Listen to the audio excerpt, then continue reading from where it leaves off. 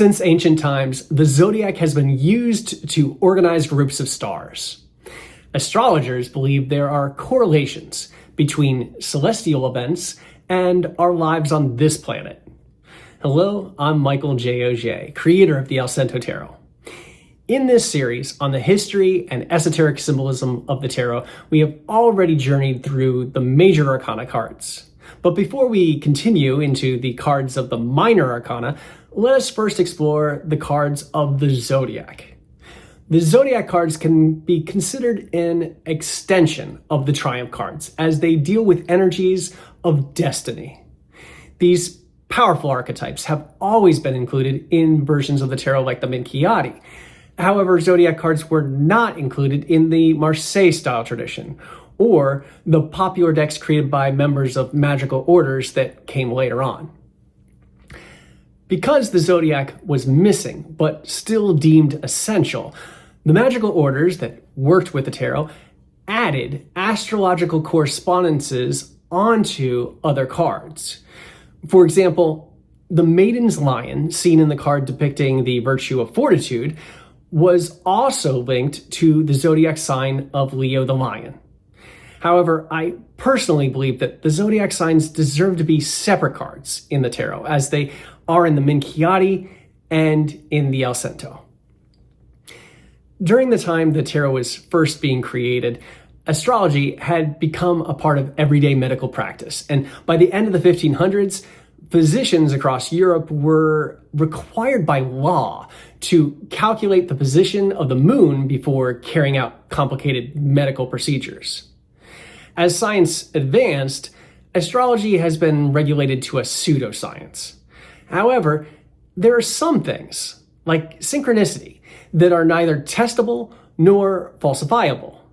The relationship between science and spirituality is complex, and there are many who see an important interconnection between the separate realms of scientific facts and spiritual values. Despite there not being any verified scientific basis for celestial objects having influence on human affairs, the zodiac can still be thought of as archetypal energies that can impart incredibly important esoteric wisdom in the very same way as other cards of the tarot.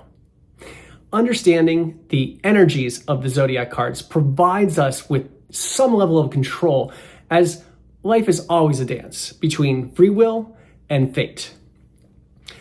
The division of the heavens into the signs of the zodiac dates way back to before the Common Era. Some constellations can be traced back to as early as the time of the First Babylonian Empire. The zodiac originally developed into 10 signs: Aries, Taurus, Gemini, Cancer, Leo, Virgo, Scorpio as one sign, Sagittarius, Capricorn, Aquarius, and Pisces. Around the end of the 5th century before the Common Era, Virgo Scorpio was divided into 2 separate signs, and Libra was added in between to provide balance, making a total of 12 signs. Stars were once thought of as fixed in the sky and thought to stand still as opposed to wandering planets. However, stars also move, just at a much slower pace. However, after thousands of years, there's been enough of a change that astrologer Stephen Schmidt proposed that an update was needed. The sun no longer enters Aries on the first day of spring. Instead, it enters Pisces. Also, there are 2 additional constellations that have slipped into the zodiac belt and deserve recognition: Ophiuchus, balanced by Cetus. Of course, these constellations are not actually new. They have always been in the night sky. However, adding them to the zodiac has resulted in a shift of the dates that correspond to each of the signs. The sign of Pisces used to correspond to the dates February 20th to March 20th, but is now March 21st to April 15th. The sign of Aries used to be March 21st to April 20th, and is now April 16th to May 11th. The sign of Cetus, which is a new sign, is now May 12th to June 6th. The sign of Taurus used to be April 21st to May 21st and is now June 7th to July 2nd. The sign of Gemini used to be May 22nd to June 21st and is now July 3rd to July 28th. The sign of Cancer used to be June 22nd to July 23rd and is now July 29th to August 23rd.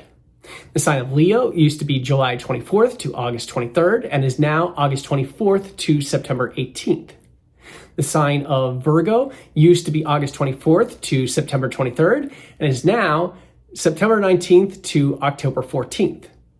The sign of Libra used to be September 24th to October 23rd and is now October 15th to November 9th.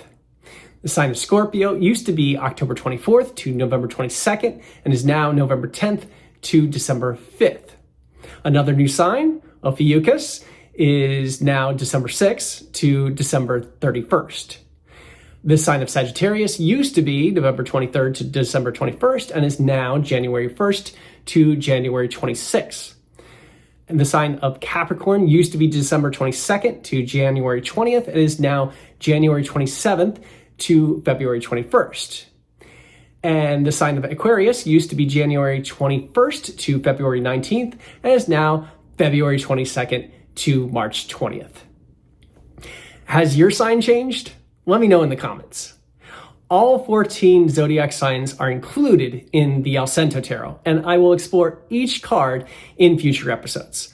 I hope that you'll continue on this journey with me. And please remember to give this video a thumbs up, and as always, I encourage you to visit my website, offbeatartwork.com. And until next time, praise blessings on your spiritual journey.